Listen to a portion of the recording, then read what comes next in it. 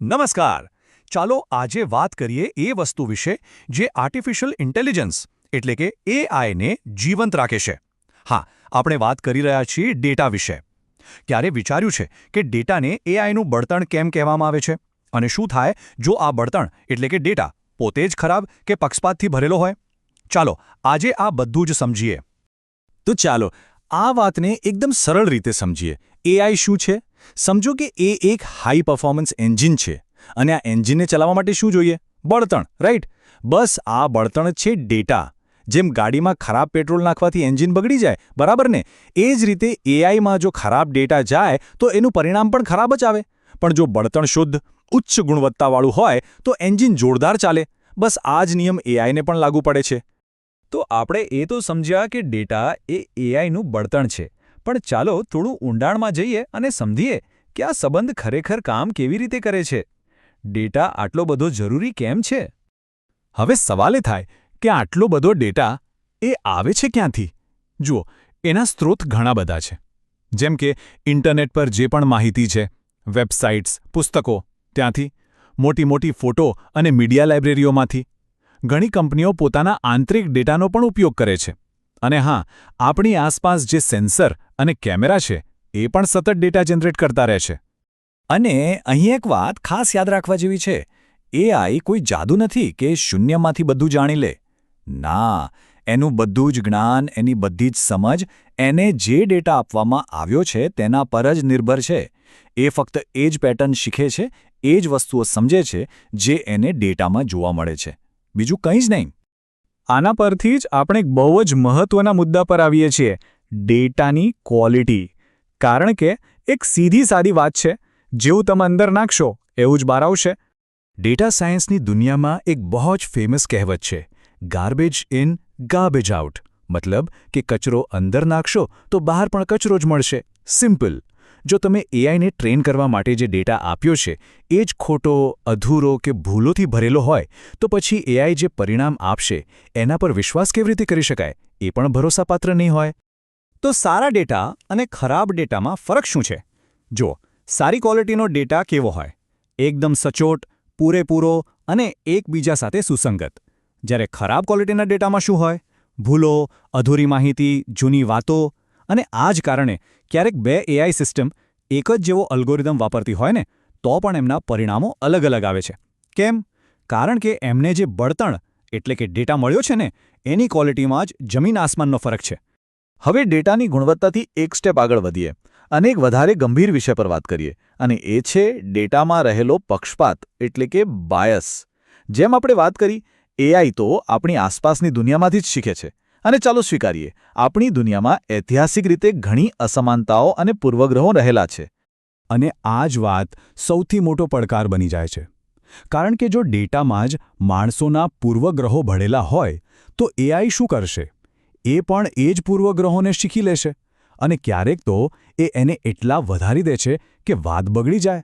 મતલબ કે એઆઈ માત્ર દુનિયાનો અરીસો નથી બનતું, પણ ક્યારેક તો એક ખોટી અને અન્યાયી પેટર્નને વધારે પાક્કી બનાવી દે છે. ચાલો આને સમજવા માટે કેટલાક સાચા ઉદાહરણો લઈએ. તમે સાંભળ્યું હશે કે કેટલીક ફેશિયલ રેકગ્નિશન સિસ્ટમ્સ અમુક સ્કિન ટોન ધરાવતા ચહેરાઓને બરાબર ઓળખી જ નથી શકતી. કેમ? કારણ કે એમને ટ્રેન કરવા માટે જે ફોટા વપરાયા એમાં એવા ચહેરાઓ પૂરતા પ્રમાણમાં હતા જ નહીં. અથવા એવા એઆઈ મોડલ્સ વિશે વિચારો જે નોકરી માટે ઉમેદવારોને શોર્ટલિસ્ટ કરે છે. જો એને ભૂતકાળનો એવો ડેટા આપવામાં આવે જેમાં પહેલેથી જ કોઈ ચોક્કસ જૂથ સાથે પક્ષપાત થયો હોય તો એઆઈ પણ એ જ ભૂલને દોહરાવશે. અહીંયા જોશો તો અલ્ગોરિધમમાં કોઈ ખામી નથી. એ તો બસ એને જે શીખવવામાં આવ્યું છે એ જ કરી રહ્યું છે. અસલી સમસ્યા તો પેલા ડેટામાં જ છે. તો આપણે ડેટાની ક્વોલિટી અને પક્ષપાતની વાત કરી, પણ એક ત્રીજો અને એટલો જ મહત્વનો મુદ્દો છે પ્રાઇવસી એટલે કે ગોપનીયતા. આજની એઆઈ સિસ્ટમ્સને ચલાવવા માટે મોટા પ્રમાણમાં ડેટાની જરૂર પડે છે. અને આ ડેટામાં ઘણીવાર આપણી અંગત અને સંવેદનશીલ માહિતી પણ હોય છે. તો આનાથી જે જોખમો ઊભા થાય છે એને ઘટાડવા માટે કંપનીઓ શું કરે છે? વેલ, એ લોકો ઘણી ટેકનિક વાપરે છે. જેમ કે અનામીકરણ. આમાં શું થાય કે ડેટામાંથી એવી બધી માહિતી કાઢી નાખવામાં આવે જેનાથી કોઈ વ્યક્તિની ઓળખ થઈ શકે.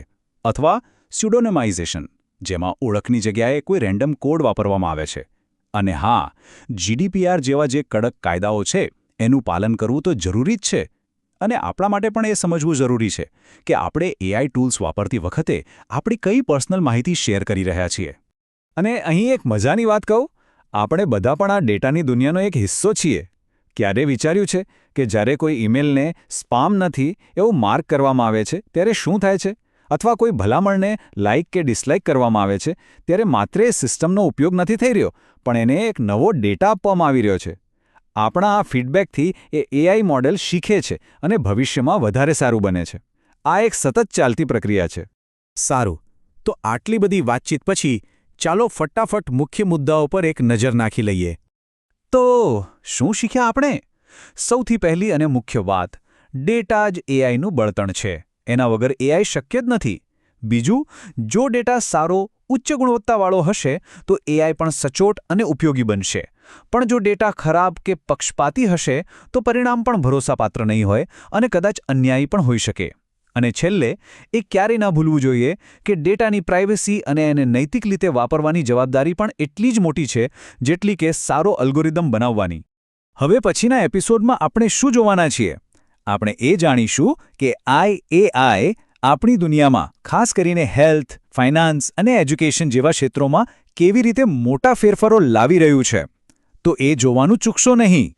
આજની ચર્ચામાં અમારી સાથે જોડાવા બદલ ખૂબ ખૂબ આભાર. અમે નોલેજ ઇક્વિટી પાર્ટનર્સ પર હંમેશા એવા વિષયો પર આધુનિક અને ઉપયોગી જ્ઞાન લાવવાનો પ્રયત્ન કરીએ છીએ જે આપણા રોજિંદા જીવનને વધુ સારું અને કાર્યક્ષમ બનાવવામાં મદદ કરી શકે. જો તમને અમારું આ કામ મૂલ્યવાન લાગતું હોય તો નોલેજ ઇક્વિટી પાર્ટનર્સને સબસ્ક્રાઇબ કરવાનું ભૂલશો નહીં, જેથી તમને અમારા દરરોજના વિડીયોની માહિતી મળતી રહે. અને હા, આ ઉપયોગી જ્ઞાનને તમારા પરિવાર, મિત્રો અને સમુદાય સાથે શેર કરીને તેને ફેલાવવામાં અમારી મદદ જરૂર કરજો. ચાલો, આપણે સૌ સાથે મળીને જ્ઞાન મેળવવાની આ યાત્રાને હંમેશા આગળ વધારતા રહીએ. આગામી એપિસોડમાં વધુ રસપ્રદ માહિતી સાથે ફરી મળીશું. ત્યાં સુધી જોડાયેલા રહો.